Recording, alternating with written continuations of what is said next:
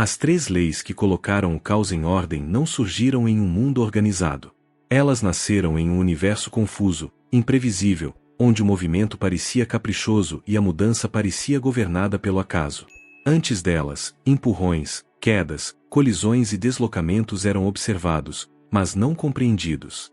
As pessoas viam carruagens pararem, corpos se chocarem, objetos se moverem e perderem velocidade, mas tudo isso parecia acontecer sem uma lógica universal clara.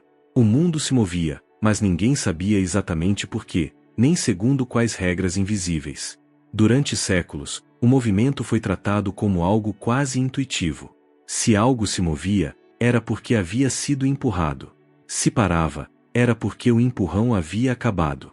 A ideia de que um objeto pudesse continuar em movimento por conta própria parecia estranha, quase absurda. O repouso era visto como o estado natural das coisas, e o movimento, como uma exceção temporária. Essa visão não era apenas científica, era filosófica, cultural e profundamente enraizada na forma como o ser humano entendia a realidade.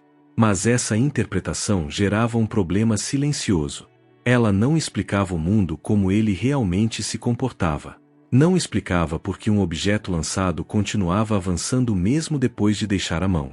Não explicava por que corpos de massas diferentes reagiam de formas diferentes à mesma força. Não explicava por que, em uma colisão, o impacto parecia se dividir de maneira tão precisa entre os corpos envolvidos. O caos estava ali, disfarçado de normalidade. Foi nesse cenário que Isaac Newton começou a enxergar algo diferente. Ele não olhava para o movimento como um evento isolado, mas como um padrão. Onde outros viam ações desconectadas, ele buscava princípios. Onde outros aceitavam explicações vagas, ele exigia regras claras.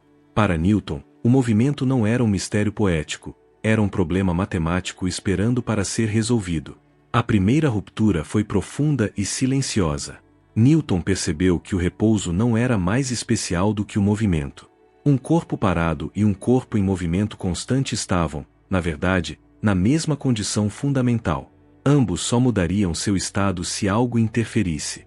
Essa ideia, simples à primeira vista, desmontava séculos de pensamento. O universo não exigia esforço para manter o movimento. O que exigia esforço era mudá-lo. Essa percepção transformou completamente a forma de enxergar a realidade. De repente, o caos aparente começou a se alinhar. Um objeto não se movia ou parava por vontade própria, mas em resposta a interações. Forças deixaram de ser causas vagas e passaram a ser agentes específicos de mudança. O movimento deixou de ser um fenômeno misterioso e passou a ser uma consequência direta de regras universais. A partir daí, o mundo começou a se revelar como um sistema coerente. Cada empurrão, cada queda, cada impacto obedecia a princípios consistentes. Não importava se o objeto era uma pedra, uma flecha, um planeta ou um corpo humano.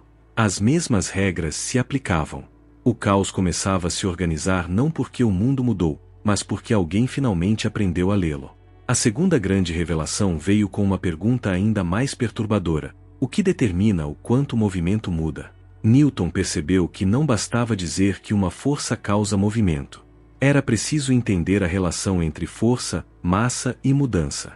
Um mesmo empurrão não produz o mesmo efeito em todos os corpos. Alguns aceleram rapidamente. Outros mal se movem. Essa diferença não era aleatória. Ela seguia uma lógica precisa. Foi nesse ponto que o movimento ganhou profundidade matemática.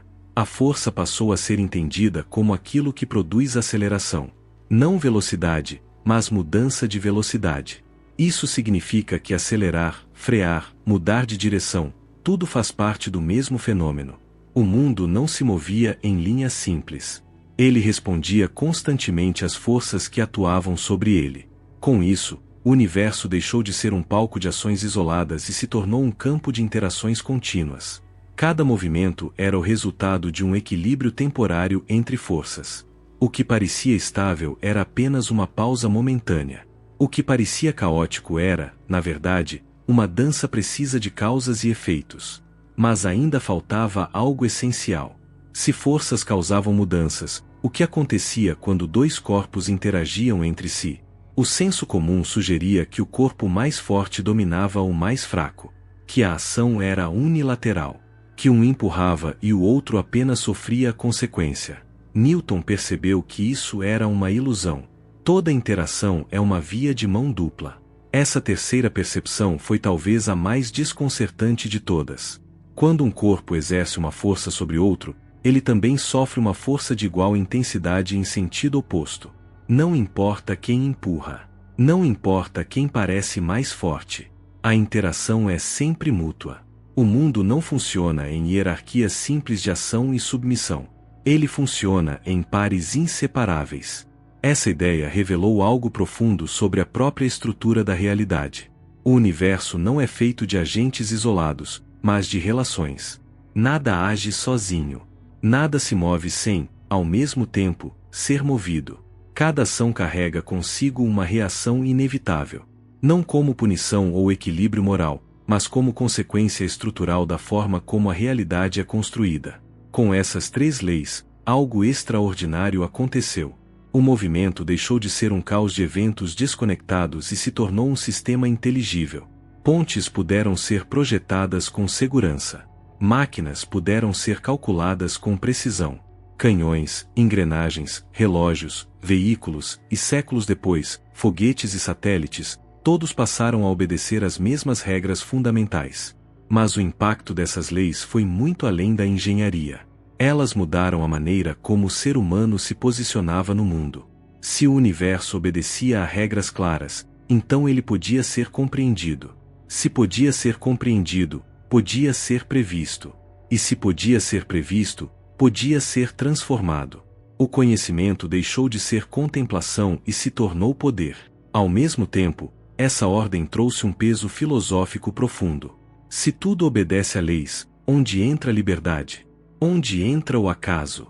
O universo de Newton parecia um grande mecanismo, funcionando como um relógio cósmico.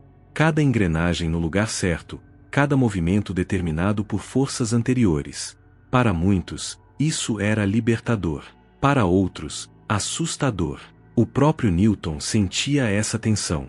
Embora tivesse colocado o caos em ordem, ele não acreditava que o universo fosse frio ou vazio de significado. Pelo contrário, via nas leis do movimento a assinatura de uma inteligência profunda. Para ele, entender essas leis era uma forma de se aproximar do mistério, não de eliminá-lo. A ordem não anulava o divino. Ela o revelava. O clímax dessa história não está em um laboratório ou em um experimento específico. Está na mudança silenciosa de perspectiva que essas leis provocaram. Depois delas, nunca mais foi possível olhar para um objeto em movimento da mesma forma. Nunca mais foi possível empurrar algo sem imaginar forças, acelerações e reações invisíveis atuando em conjunto. Mesmo hoje, em um mundo dominado por tecnologias avançadas e teorias modernas, essas três leis continuam presentes em cada gesto cotidiano.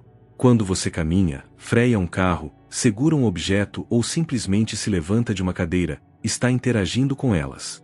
Elas não pertencem ao passado. Elas estruturam o presente. E talvez essa seja a maior lição escondida por trás dessas leis. O caos nunca deixou de existir. O que mudou foi a nossa capacidade de perceber padrões dentro dele. A ordem não foi imposta ao mundo. Ela sempre esteve lá, esperando ser reconhecida. Newton não domesticou o universo. Ele aprendeu a escutá-lo com atenção suficiente para entender sua linguagem. Agora, pense por um instante. Quantas forças atuam sobre você neste exato momento sem que você perceba? Quantos movimentos parecem simples, mas escondem uma complexidade silenciosa? Se essas ideias mudaram a forma como você enxerga o mundo ao seu redor, deixe um comentário dizendo qual das três leis mais te impressiona e por quê. Se você gosta de conteúdos que transformam caos em compreensão, se inscreva no canal, deixe seu like e continue explorando conosco. Porque entender o movimento é, no fundo, entender como nós mesmos existimos dentro deste universo em constante mudança.